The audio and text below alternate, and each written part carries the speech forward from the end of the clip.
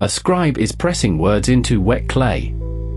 The year is roughly 1185 BCE. The city Ugarit, one of the wealthiest ports in the ancient world, on the Syrian coast. He's writing to the king of Cyprus.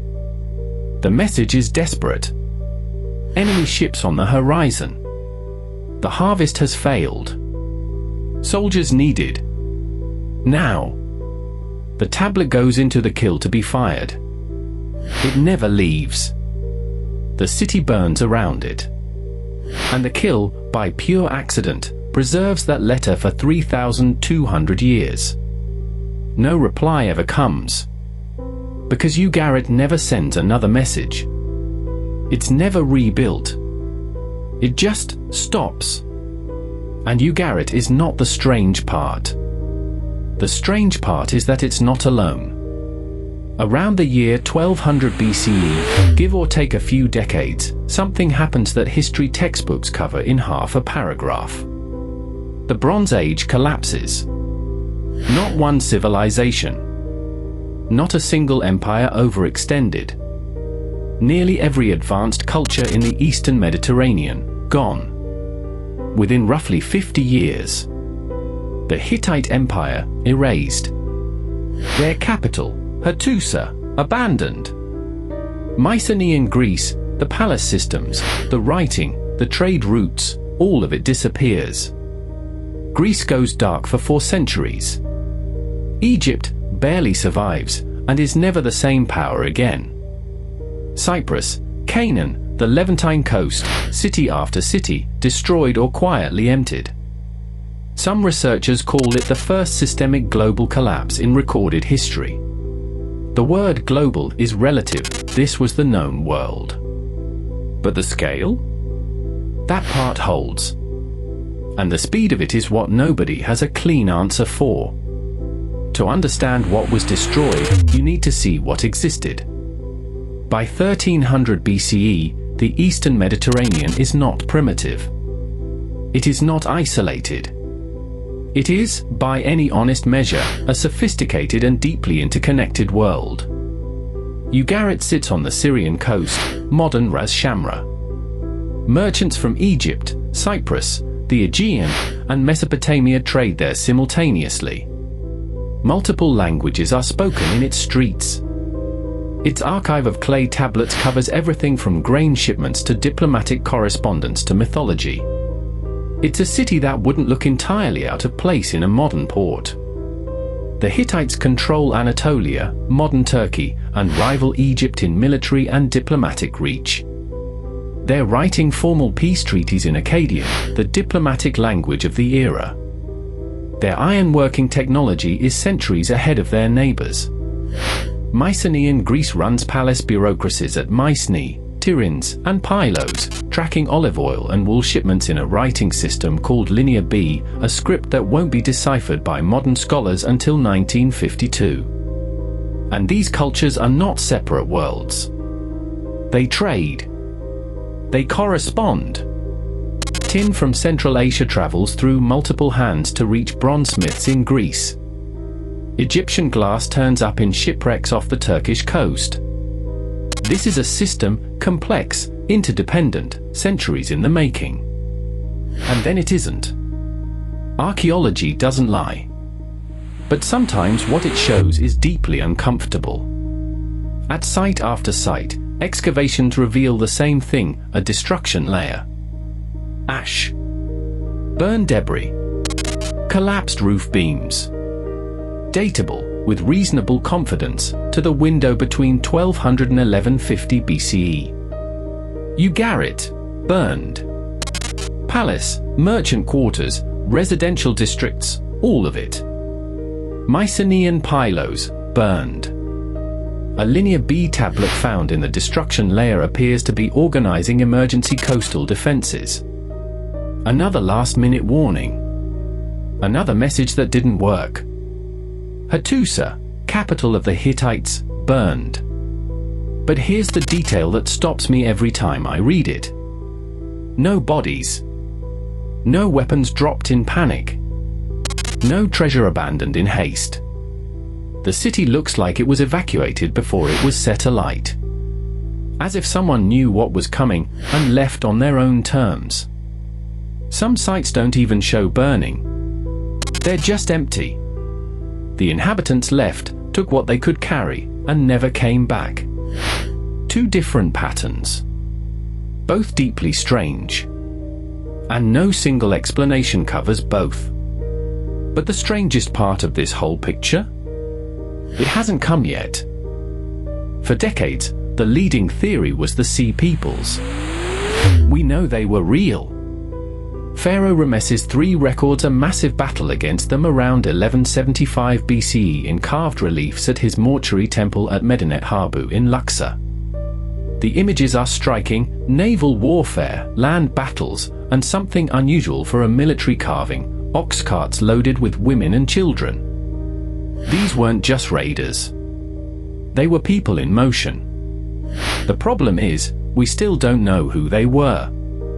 Egyptian sources give them names: the Peleset, the Cheka, the Shekelesh, but those names don't map cleanly onto any single known culture.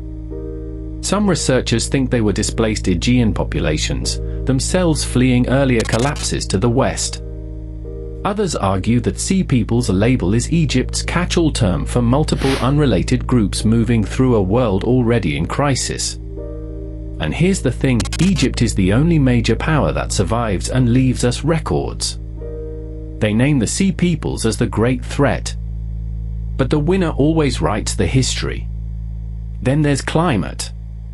Paleoclimatology, the study of ancient weather through pollen samples, lake sediment cores, tree rings, has produced evidence, some of it published in peer-reviewed journals within the last 15 years, suggesting a severe, prolonged drought struck the eastern Mediterranean right around 1200 BCE. Decades of crop failures. Famine at a regional scale. A civilization that's starving doesn't need a foreign enemy to collapse. And then there are earthquakes. Some researchers have pointed to evidence of seismic destruction at multiple Bronze Age sites within a compressed time frame. So which was it? Sea Peoples? Drought? Earthquakes? Internal collapse? Here is where it gets genuinely unsettling. Archaeologist Eric Cline, professor at George Washington University, one of the foremost scholars of the Bronze Age, argues in his book 1177 BC that no single cause explains it. Because no single cause could. The Bronze Age world, he argues, was a system. Deeply, structurally interconnected. Tin for bronze from Central Asia. Copper from Cyprus. Timber from Lebanon. Grain from Egypt. Remove one node and the whole network strains. Remove several simultaneously, drought hits the grain supply, migrants destabilize trade routes, internal revolts break palace economies, earthquakes level key cities, and a system that looks powerful can fail with terrifying speed. He calls it a perfect storm. Not one wave. A convergence. This is a serious, evidence-based position. It fits a lot of the data. But it still leaves one question open. After the Bronze Age collapse, the writing system of Mycenaean Greece, Linear B, vanishes entirely. Not damaged. Not simplified. Gone. Greece is functionally illiterate for 400 years. When writing re-emerges, it's a completely different system, borrowed from the Phoenicians. The knowledge of what came before fades so completely that classical Greeks, Plato, Thucydides, have no clear memory of Mycenaean civilization.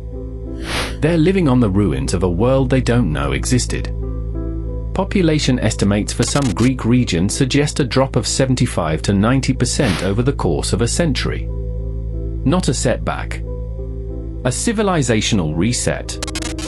And the synchrony of it, the collapse hitting across thousands of miles, across cultures with different governments, different armies, different vulnerabilities, all within one human lifetime, is what the systems collapse model struggles to fully account for. The mainstream view, represented by careful scholars across multiple disciplines, is that this was a perfect storm. Compounding stresses in an over-integrated system. No single villain. No single moment. Serious, evidence-based, and worth taking at face value. But here's what that explanation doesn't close. Why so total? Past civilizations hit by disaster rebuilt. The Roman Empire fell and left successor states.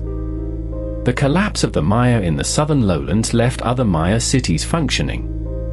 The Bronze Age collapse is remarkably, almost suspiciously, complete in the core zones. Not partial. Not regional. Civilizational. Some researchers argue the synchrony points to a single triggering event, perhaps a large volcanic eruption or a seismic cascade hitting the system at its most fragile point.